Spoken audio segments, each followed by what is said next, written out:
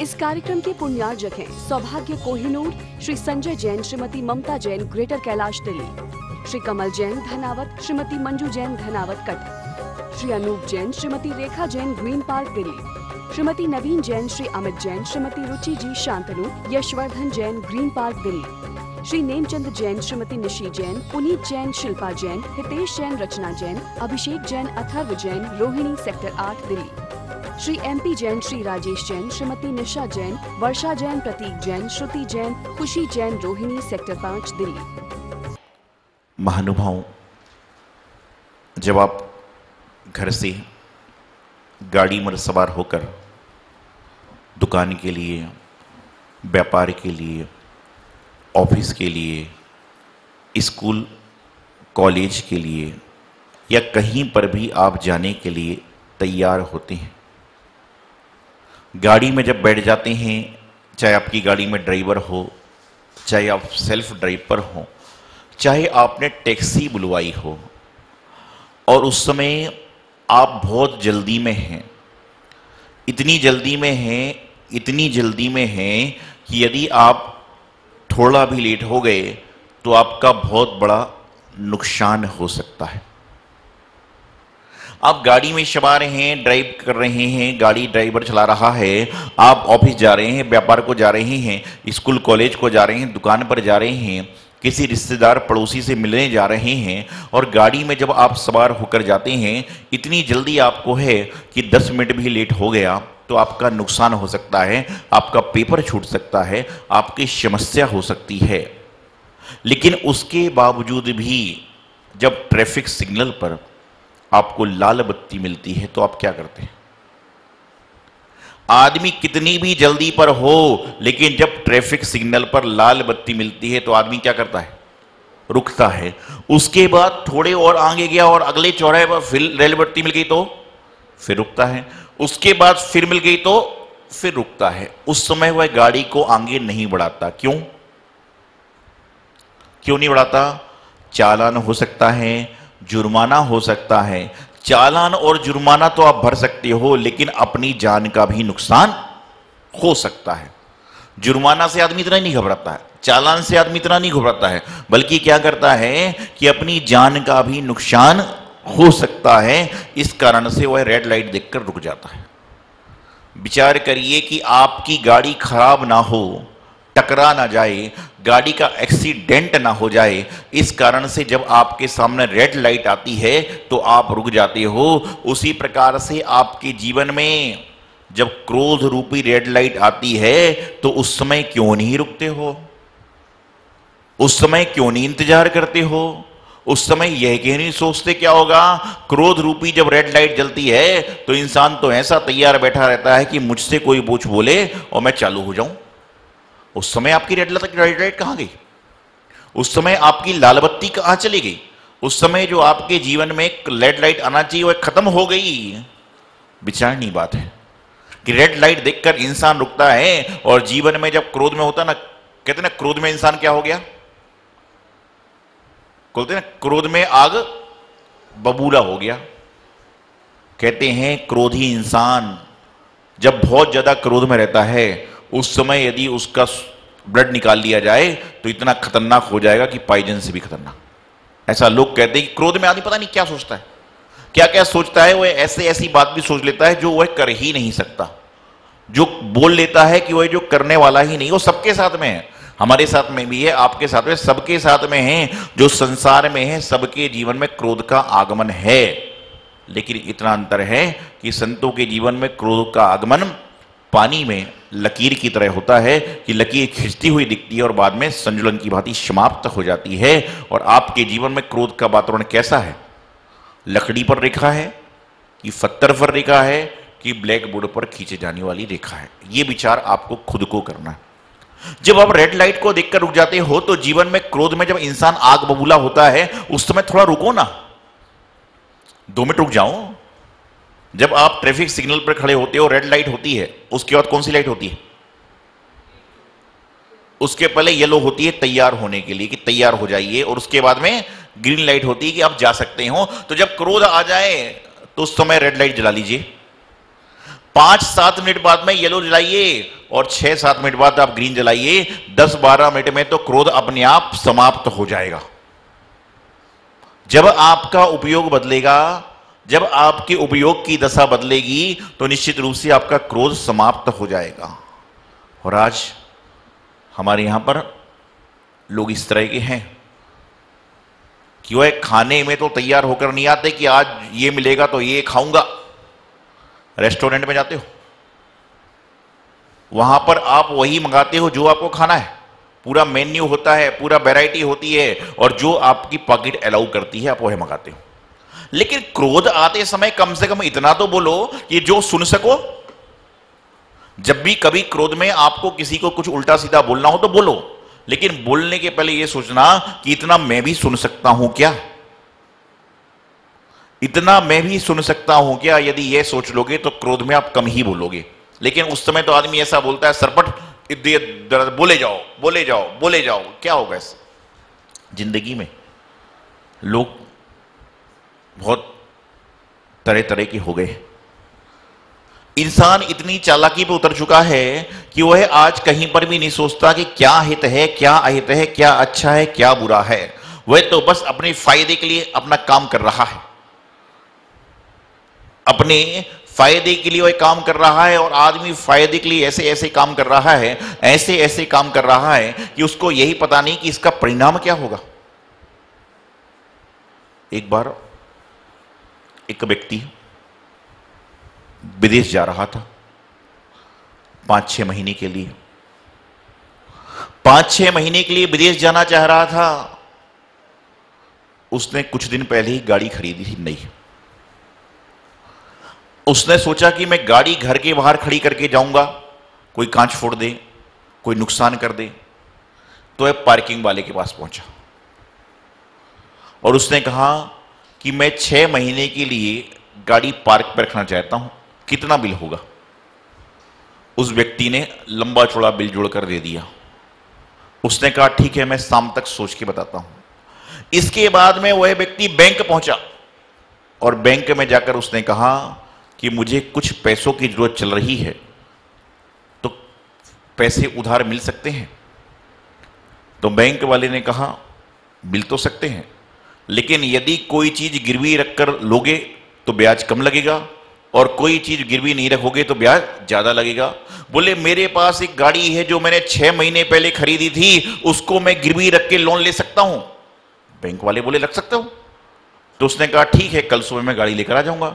उसने अपनी गाड़ी बैंक वाले को सौंपी, बैंक से पैसे लिए, 6 महीने बाजार बाजार व्यापार घूम घाम के आया, और आने के बाद उसने उसका बिल चुका दिया। बिल चुकाने के बाद में जो ब्याज लगा सब दे दिया, और गाड़ी में खुशी खुशी घर जा रहा था।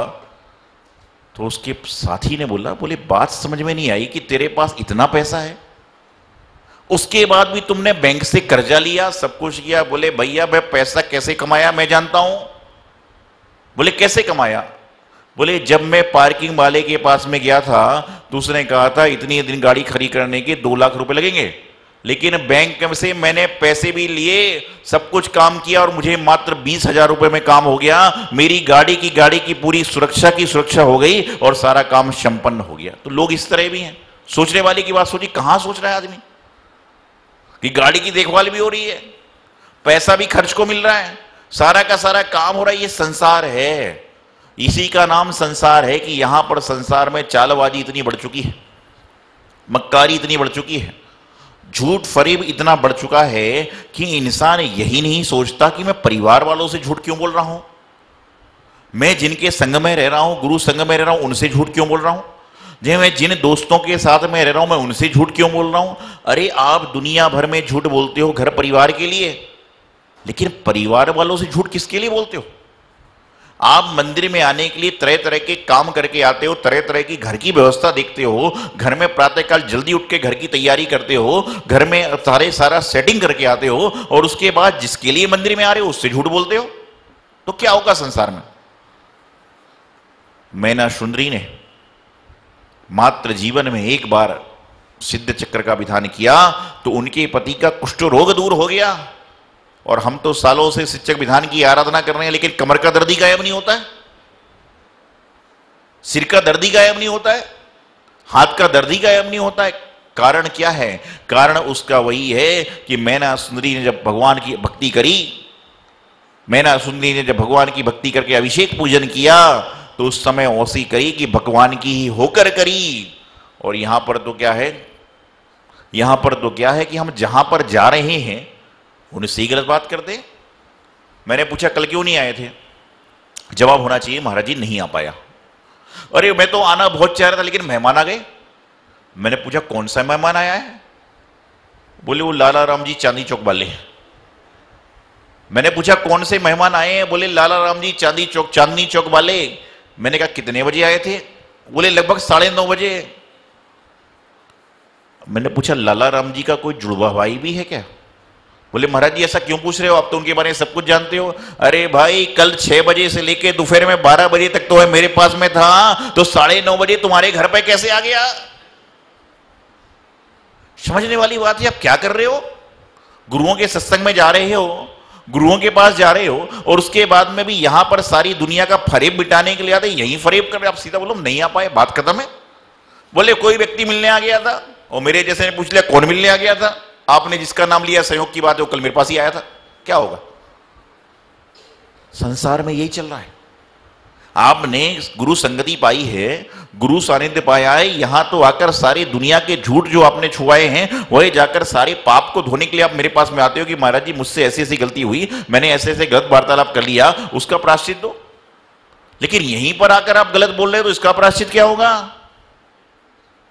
परिवार वालों के लिए आप रुपए पैसा कमाते हो, इधर उधर के काम करते हो, लेकिन उनसे ही गलत बात कर रहे हो तो क्या होगा?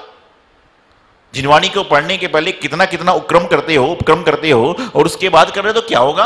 सोचिए। ये सिर्फ सोचने की बात है, मेरे बोलने से कुछ नहीं होगा। ये आपको सोचना है, मनन करना है, चिंतन करना है कि इन्हें सबका परिणाम क्या होगा। और आप ये काम कर क्यों ले रहे हो? अरे आप सुबह 6 बजे से उठकर मंदिर आने की तैयारी करते हो, मंदिर में आते क्यों?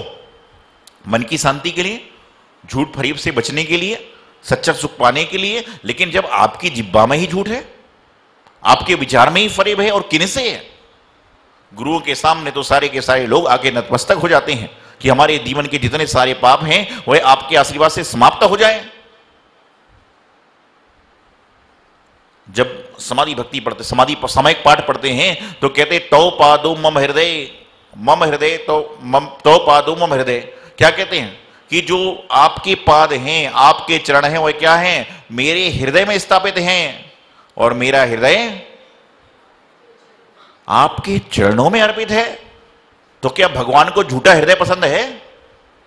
जिस तरह से आप झूठा पदार्थ भगवान के चरणों में नहीं चढ़ा सकते, झूठा सामग्री मुनियों के आहार में नहीं दे सकते, तो आपका जो झूठा हृदय है वह कैसे भगवान को, महाराज को पसंद होगा? विचारनी बात है।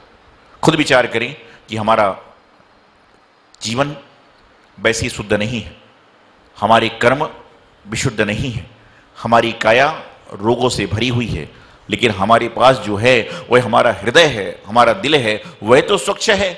लेकिन कह तो रहे हो तो पादो मम हृदय, उसके बाद में क्या कर रहे हो, कैसे कर रहे हो? इससे कल्याण नहीं होगा। तो जीवन में शुद्ध भाव को बनाना है, शुद्ध भावों को अपनाना है, तो आपको क्या करना पड़ेगा कि अपने जीवन में, अपनी जिह्वा में कम से कम, चाहे परिवार हो, चाहे समाज हो, चाहे राष्ट्र हो, चाहे देश हो, चाहे गुरु हो, चाहे जिनवाणी माता हो, चाहे प्रभु हो, जिनके लिए सारी दुनिया से झूठ बोलते हो, कम से कम उनके सामने तो झूठ बोलने से बच जाओ, कल्याण हो जाएगा।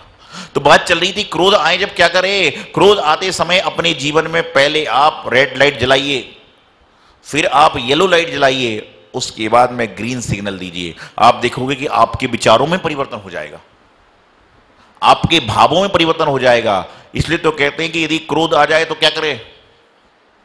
मैंने पहले भी कहा था, भारत देश के लोग, भारत देश में यदि 100 लोग वास कर रहे हैं तो 100 में से 80 लोग क्रोध में क्या करते हैं? आप लोग को भी कभी कभी क्रोध आता होगा। भारत देश में यदि 100 लोग वास कर रहे हैं और उनको तीव्र गुस्सा आ जाए, क्रोध आ जाए, तो क्या करते हैं? खाने को छोड़ देते हैं।